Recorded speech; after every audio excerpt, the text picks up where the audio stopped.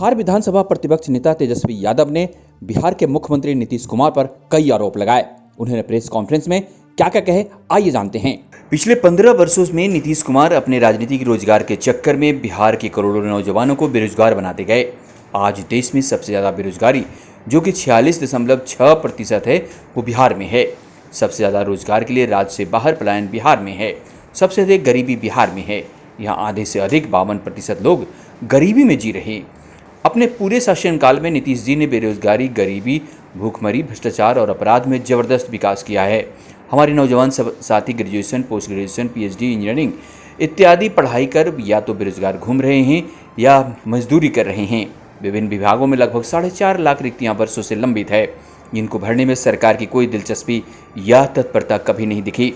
शिक्षा विभाग हो या स्वास्थ्य या पुलिस या किसी भी सरकारी विभाग में हजारों पद खाली हैं, लेकिन सरकार की कोई भी प्राथमिकता इन खाली पड़े पदों को भरने के लिए नहीं रही।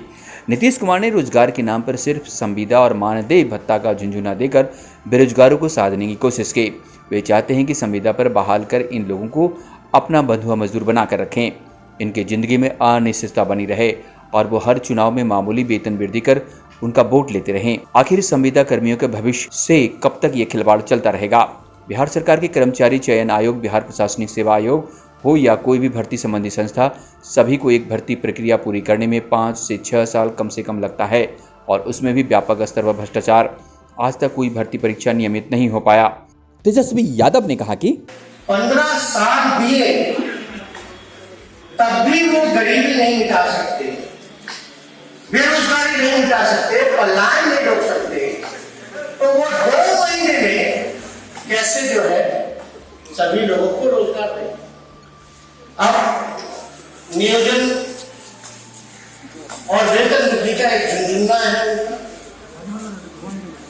आप देखिएगा, जितना भी अभी चुनाव आएगा तो कहीं जैसे एससी और एसटी भाइयों का अगर किसी का हत्या हो जाता है तो उस परिवार में नौकरी नीतीश कुमार जी देंगे, ये उन्होंने ऐलान किया जब चुनाव आ रहा था।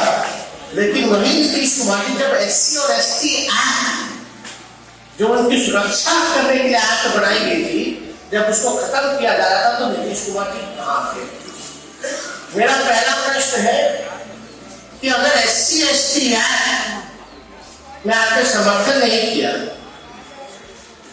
आपने खत्म बनाने का काम किया, तो भारत बंद हुआ, आंदोलन हुआ, सड़कों पे लोग, हम लोग आए, तब जाकर के पुनः जो है उसको स्थापित किया गया। लेकिन नीतीश कुमार जी, आपकी प्रायोरिटी तो ये होनी चाहिए कि उन दलित भाइयों की हत्या ही ना हो। आप तो हत्या को, दलित भाइयों की हत्या को प्रमोशन देने का काम करेंगे। भैया, जिसके घर में मर्डर होगा हम उसको जो है एक नौकरी जो है हम देने का काम करेंगे।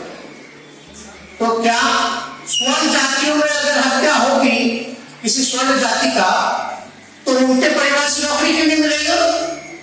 पिछड़े जाति में अगर हत्या होगी तो उनके जाति के पर उनके परिवार के लोगों को क्यों नहीं मिलेगा? अति पिछड़े कि अगर हत्या होगी तो क्या उनके परिवार में से नौकरी नहीं मिलेगा? क्या आदिवासी भाई की हत्या होगी तो क्या उनके परिवार में नौकरी नीतीश कुमार जी नहीं देंगे? तो ये जो चुनावी जो इनका झुंझुना है, ये सबके सामने आ गया। इनका जो दोहरा चरित्र जो है वो सबके सामने आ चुका है। और इलेक्शन में तरह तरह का जो है प्रोपेगेंडा, मेन एजेंडा से बेरोजगारी से हटाने का ये पूरा जो है काम करेंगे। पिछले 1 साल से मैंने बेरोजगारी हटाने और रोजगार के अवसरों को सृजित करने के लिए सरकार से लगातार मांग किया है। नतीजतन आजकल चुनाव में हार का खतरा भांपकर नौकरी का विज्ञापन देने का नाटक कर रहे हैं। जिस व्यक्ति ने अपने 15 वर्षों के शासनकाल में रोजगार सृजन के प्रति गंभीरता और रुचि नहीं दिखाई, क्या उसे आप उम्मीद कर सकते हैं कि वो 1 महीने में आपको नौकरी देगा? 2014 के लोकसभा चुनाव के समय की दी गई भर्ती विज्ञापन का मुख्य परीक्षा आज तक नहीं हो पाया, तो भला अभी घोषणा करके नीतीश जी आपको रोजगार दे सकते हैं?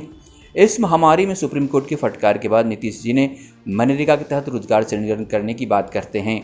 मैं जानना चाहता हूं कितने लोगों को इसमें रोजगार दी गई। निर्माण कार्यों के अलावा क्या कोई रोजगार के अन्य अवसर उपलब्ध करा पाएगा? शिक्षित स्किल्ड बेरोजगारी के लिए क्या आपने एक भी अवसर सृजित किए? मैं मुख्यमंत्री से आग्रह करता हूं कि चुनावी बहाली को नाटक छोड़ दें, युवाओं को दिग्भ्रमित करना बंद करें, उनके सब्र की अब और इम्तिहान नहीं लें। मैंने फरवरी महीने में बेरोजगारी हटाओ यात्रा का आगाज पटना से किया था और आज पूरे राज्य में इस महत्वपूर्ण मुद्दे पर नौजवान से रूबरू होना चाहता था, उनकी समस्याओं को समझना चाहता था और अपनी पार्टी को रोजगार उपलब्ध कराने का रोड मैप प्रस्तुत करना चाहता था। लेकिन इस कोरोना महामारी के कारण दुर्भाग्यवश इस राज्यव्यापी कार्यक्रम को स्थगित करना पड़ा। सबसे गरीबी सबसे ज्यादा अगर कहीं पाई जाती है तो उस प्रदेश का नाम है बिहार, यानी 52% गरीबी दर जो है वो बिहार में, 50% जो है बिहार में पलायन में, यानी सबसे ज्यादा अगर पलायन होता है तो पलायन में भी बिहार जो है नंबर 1 है। कोई रोजी रोटी के लिए हो, शिक्षा के लिए हो या स्वास्थ्य चिकित्सा को लेकर के अगर हो, तो यानी बिहार का हर दूसरा परिवार लगभग 50% जो दर है पलायन का वो हो चुका है। यानी बिहार का हर दूसरा परिवार शिक्षा हो, चिकित्सा हो या रोजगार के लिए बिहार से बाहर जाता है। लेकिन कभी भी इन 15 सालों में डबल इंजन की सरकार ने, नीतीश कुमार जी ने कभी भी ना तो बेरोजगारी पे बात की, ना पलायन पे बात की, ना ही उन्होंने गरीबी मिटाने की बात की। हम पूछना चाहते हैं, जब इलेक्शन आता है तो बीपीएससी, चयन आयोग, परीक्षा आयोग जो इनके हैं,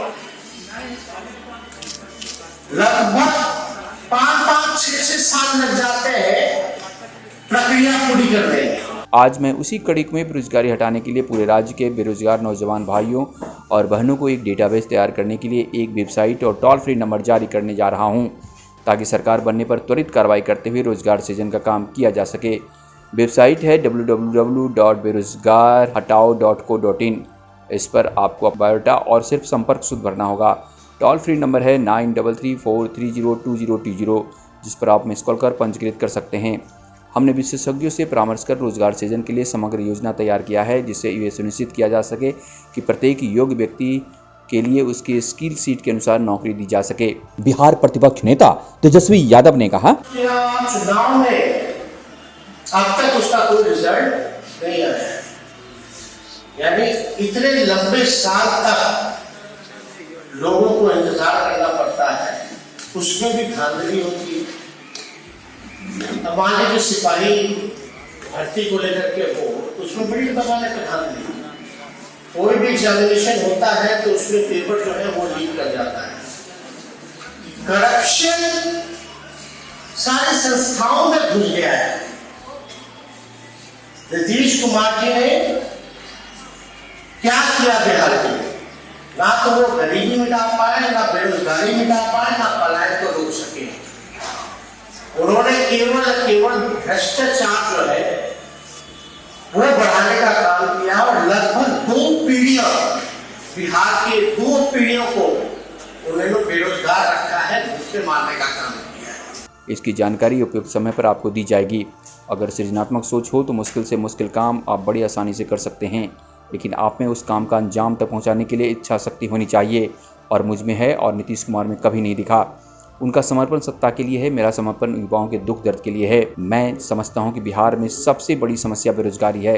किसी भी सरकार की पहली, दूसरी और तीसरी आखिरी प्राथमिकता इसको दूर करनी होगी। आज मैं इस बात का वचन देता हूं कि हमारी सरकार की प्राथमिकता रोजगार सृजन ही होगा। चुनाव में अब तक उसका कोई रिजल्ट नहीं आया, यानी इतने लंबे साल तक लोगों को इंतजार करना पड़ता है, उसमें भी धांधली होती है।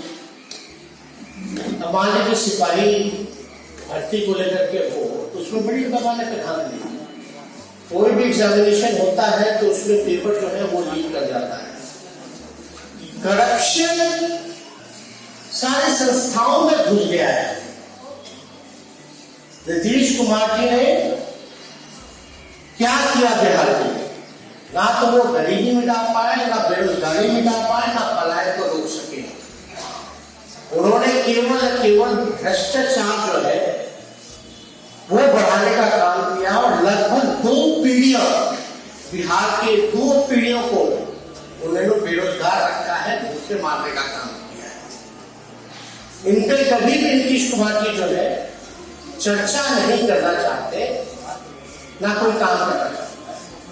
जब चुनाव आएगा तो घोषणाएं बड़ी बड़ी करेंगे, लेकिन जो व्यक्ति 15 साल में काम नहीं कर पाया वो 2 महीने में कैसे करके दिखाएगा? हमारी सरकार सभी बैकलॉग को एक मेगा ड्राइव में भरेगी और सभी भर्ती परीक्षाओं को नियमित करेगी। आबादी के अनुपात में हर एक विभाग में नए कर्मचारी की वैकेंसी निकालेंगे ताकि वर्कलोड कम हो सके।